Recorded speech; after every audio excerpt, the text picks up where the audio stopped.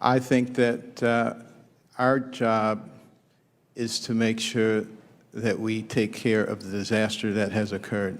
So you don't agree that it should be abandoned, is that right? Of course it should not be abandoned. And you don't think that they should be shamed?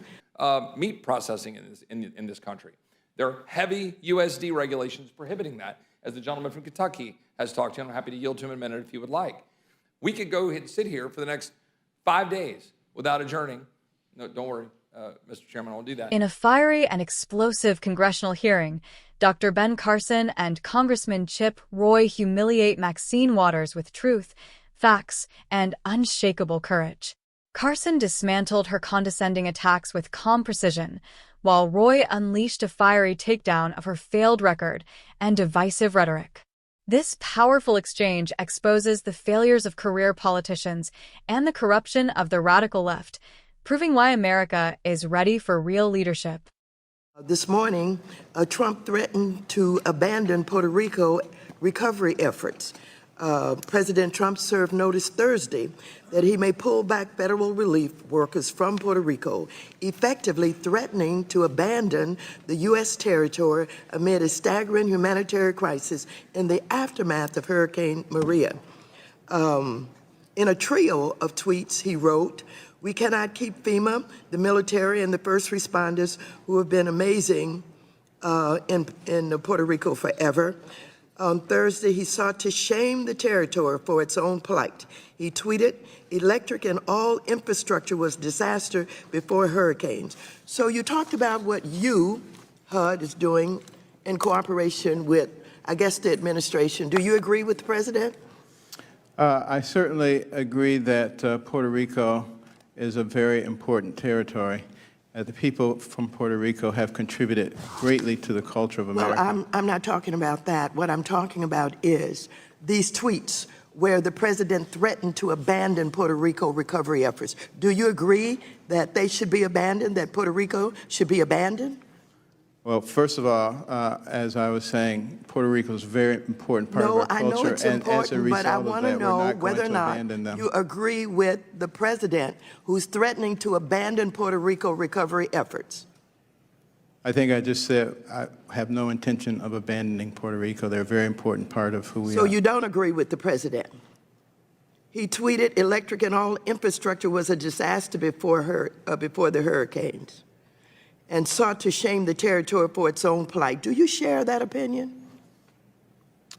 I think that our job is to make sure that we take care of the disaster that has occurred. So you don't agree that it should be abandoned, is that right? Of course it should not be abandoned. And you don't think that they should be shamed for its own plight, is that right? There is no question that there have been a lot of difficulties in Puerto Rico. They ended up Should they be shamed for its own plight? In debt. I don't think it is beneficial to go around shaming people in general. Okay, so I'm glad to hear you don't agree with the president. I have serious concerns about the potential conflicts of interest with regard to HUD funds that are contributing to the profits of multifamily developments owned in part by the president and his son-in-law, Jared Kushner.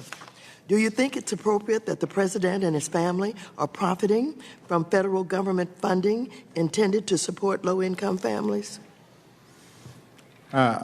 If you can give me a specific example, I can address that question.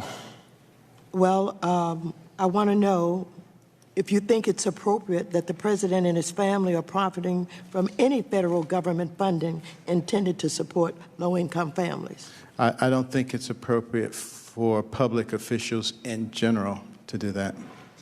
Okay. Do you stand by the president's decision not to divest himself of his interest in properties that receive HUD funding? I think the best thing to do is tell me specifically what you're talking about, and then I can address it. What have you done to ensure that HUD is properly handling these unprecedented conflicts of interest? Again, if you can tell me what the specific thing is, I can address it. These properties that are owned in part by the president or Mr. Kushner are also reportedly in very bad condition. You know Starrett City, don't you? Yes, I know of it. For example, which is part owned by the president. You know that, don't you? I do know that he has And a you know it small has part received ownership of increasingly that. declining HUD inspection scores. You know that too, don't you? Do I know what now? That it has increasingly declining HUD inspection scores. I know that there are problems there, yes. But specifically, do you know that Starrett is a problem, that they have received increasingly declining HUD inspection scores? Do you know that? I know what is necessary to know as the Secretary of HUD regarding that. Do I know all the numbers about Sarah? No, I don't want you to know all of the numbers. All I want you to know is about Starrett. Starrett, everybody kind of knows a lot about Starrett, and it's partially owned by the president. You are the HUD secretary, and you're in a conflict of interest situation. And I just want to make sure you understand what you are overseeing. Be about basically taking over the government and the government running all of your companies, end quote. Simple question, do you stand by that statement? Simple answer. I am here today in this Rules Committee because we're taking up time with basically a non-issue. First of all, you claim that socialism has engulfed this country, that it keeps creeping, it's going to take over private businesses, et cetera, et cetera. That is not happening. We're in a democracy that we're trying very much to save and to not have disrupted, undermined in the way that. So then reclaiming in my the time, way that the gentlelady Republicans would want to- denounces your previous statement then, and do not accept that previous statement that you think you would take over these I'm not a private socialist. businesses?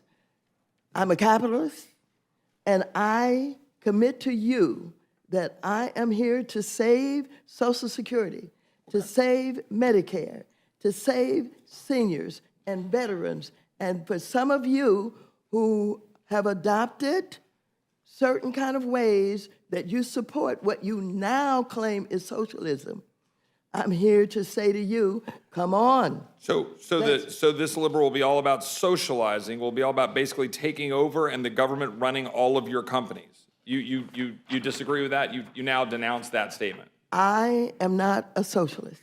Okay. All right? So I appreciate the response. I think that to the extent that one has a concern as a member of this body or as an American watching this, one has concerns when we hear statements like this, and that's not the only one. And statements by some of our colleagues on the other side of the aisle extolling the virtues of socialism, as I just pointed out. A nicer way of confiscating businesses, a nicer way of confiscating the assets and the means of production. When now, as I think the gentleman from Kentucky was alluding to, in 1929, federal spending was 3% of GDP. At the height of COVID, 31% of GDP. In FY22, we collected a record $4.9 trillion in revenue, but still had a $1.4 trillion deficit. I think one question I would ask the chairman of financial services is, do you have full control over the means of production if you're a company in this country, but yet the government is regulating you so much that you cannot actually carry out the use of the capital for the purpose for which you have the company created? In other words, for example, ESG requirements. For example, maybe it's some of the USDA regulations, requirements that prohibit small businesses from being able to crack into the monopolies that the gentlelady from New Mexico is referring to with respect to meat processing in this country. There are heavy USD regulations prohibiting that, as the gentleman from Kentucky has talked to, and I'm happy to yield to him in a minute if he would like. We could go and sit here for the next 5 days without adjourning. No, don't worry, Mr. Chairman, I won't do that. And go through a list of regulations that are impacting businesses in this country. So my question for the chairman is, do you have the full control over the means of production as a private citizen, business owner in our capitalistic system, if the government regulation is preventing you from being able to deploy that capital in the best means possible to carry out your business? No. And this is what we're trying to address. we have seen major pieces of legislation to rewrite our economy come through Congress and have failed. And then we see different actions that go through the regulatory state, independent agencies to write regulations, to achieve those outcomes through regulation. There is a move to make our banking system the arbiter of how you allocate capital to produce energy. There are various proposals in government agencies around achieving social goals. Social goals that they then put in place into business regulation that then controls the business outcome and their ability to actually get a return for the investors that own those businesses. So what we see here is the same intention of wholesale rewriting the economy, but through the independent agencies and the regulatory state. And so we'll bring legislation through the committee later in the Congress to address those challenges. And I think we can have a fulsome debate about whether or not that is actually achieving a better economic outcome or the stated objectives of those policies. But we need to get into those debates about... Ladies and gentlemen, what unfolded in Congress today was nothing short of a political earthquake. We witnessed Dr. Ben Carson, one of the most respected and accomplished men in America, teaming up with Congressman Chip Roy, a fearless fighter for truth, to dismantle and humiliate Maxine Waters in front of the entire nation. This wasn't just another hearing. This was an eye-opening reminder of what happens when facts, integrity, and courage meet arrogance, corruption, and hypocrisy.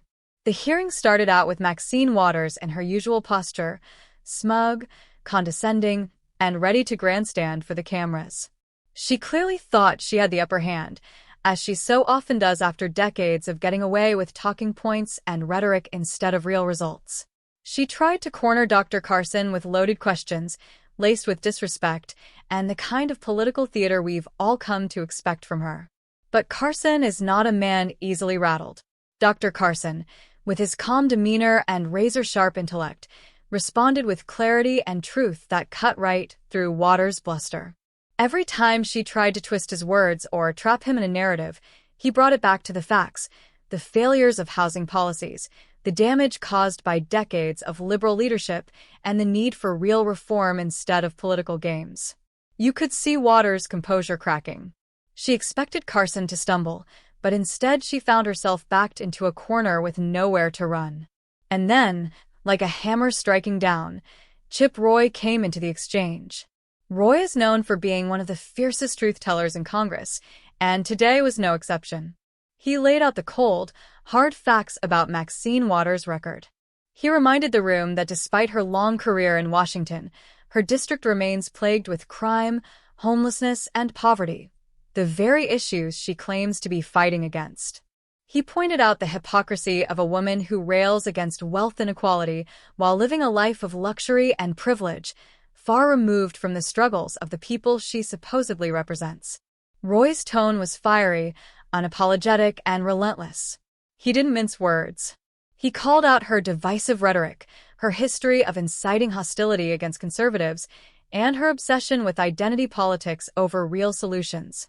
And with every word, Waters looked more and more exposed. She tried to interrupt, tried to deflect, but Roy's determination wouldn't let her off the hook. The contrast was striking.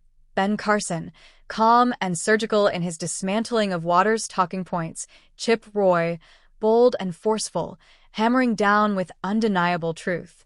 Together, they were the perfect tag team, intellect and firepower, wisdom and passion, working in unison to expose the emptiness of Maxine Waters' political career. What made this hearing so explosive wasn't just the words exchanged, it was the symbolism of it all. Here was a man like Carson, who grew up in poverty, who rose to become one of the world's most brilliant neurosurgeons, who served this nation with dignity, standing against a career politician who has done little to improve the lives of her constituents. Here was Chip Roy, a patriot who refuses to bow to the establishment, standing against one of the loudest and most divisive voices in Congress. It was the embodiment of what so many Americans feel, that the people who are supposed to be working for us have instead been working for themselves, and it's time to call them out. Maxine Waters has built her career on shouting down opponents, on using identity politics as a shield, and on pretending to be a champion for the poor while her own district suffers. But when faced with real accountability, with real leaders who won't back down, she couldn't hold her ground. What we saw today was humiliation, not because Carson and Roy were disrespectful, but because truth has a way of exposing lies. And this is why this moment matters. It's not just about one exchange in Congress. It's about a movement of Americans who are sick and tired of being lied to. It's about people who are fed up with politicians who talk endlessly but deliver nothing. It's about exposing the radical left for what they are: power-hungry, self-serving, and completely disconnected from reality. Dr. Ben Carson and Congressman Chip Roy showed the country that real leadership is still alive. They showed that courage and truth can still break through the noise. And they gave millions of Americans hope that the tide is finally turning, that the era of career politicians like Maxine Waters is coming to an end. So make no mistake, folks. Today wasn't just a political fight. Today was a reckoning. The radical left can try to spin it any way they want,